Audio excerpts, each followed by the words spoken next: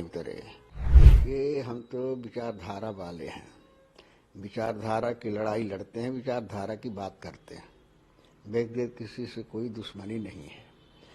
और जहाँ तक कमलनाथ जी का सवाल है, वो एक वरिष्ठ नेता हैं, सुलझे हुए नेता हैं और उन्होंने हर उतार चढ़ाव को देखा है और हमेशा उन्होंने उस विचारधारा के खिलाफ लड़ाई लड़ी है जिस विचारधारा का आज संवैधानिक रूप से विरोध हो रहा है, प्रजातांत्रिक रूप से विरोध हो रहा है।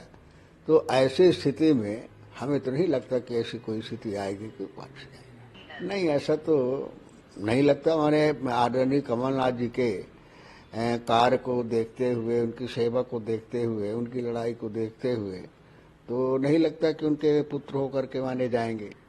और फिर व्यक्तिगत विचारधारा है, कौन क्या सोचता है अलग मुद्दा है। पार्टी से नाराजगी है? नहीं, पार्टी सुन के नाराज क्या हो सकते, नाराज तो दूसरे लोग हो सकते हैं, लेकिन जहां उन्हीं की चलती हो, हाई कमांड से भी ज्यादा माने पावरफुल हो, उनकी बात हर जगह मानी जाती हो, ऐसी स्थिति में उपेक्षा का और उसका कोई सवाल है नहीं, बात न मानने का। वो कल होने वाली, उससे पहले किसान नेताओं की तरफ से कहा जा रहा है कि सरकार ऑर्डिनेंस लेकर आए और लीगल गारंटी दे एमएसपी पर। आपको लगता है कल जो बातचीत होने वाली वो सफल साबित होगी, किसान अपने घर वापस जाएंगे? ये किसान अपने स्थान पे है और सरकार जो कर रही है अपने तरीके से कर रही है।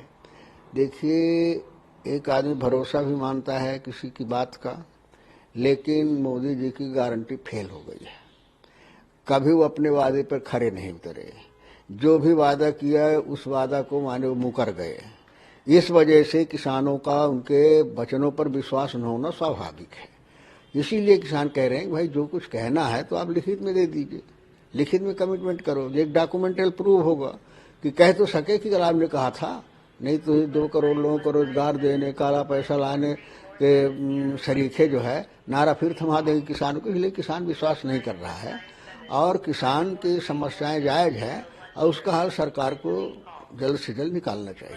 पर वो सवाल उठा रहे हैं कि इंडिया अलायंस का जो नाम रखा गया था वो गलत था। इंडिया अलायंस का नाम इंडिया नहीं रखना चाहिए था। बीजेपी एनडीए शामिल होने के बाद उस तरह की बातें कर रहे हैं। ऐसा है कि नीतीश के बारे में कोई बातें नहीं करना चाहिए।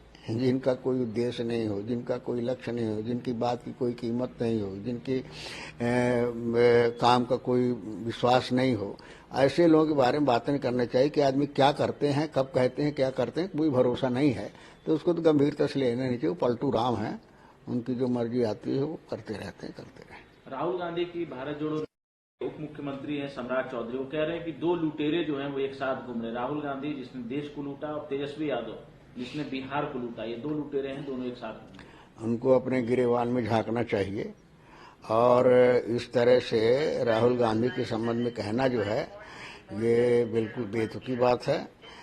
लूटने वाले जो लोग हैं, लूटने वाले मोदी हैं, जो देश को लूट रहे हैं, देश को बेच रहे हैं और ये लोगों को नहीं दिखाई दे रहा है। ये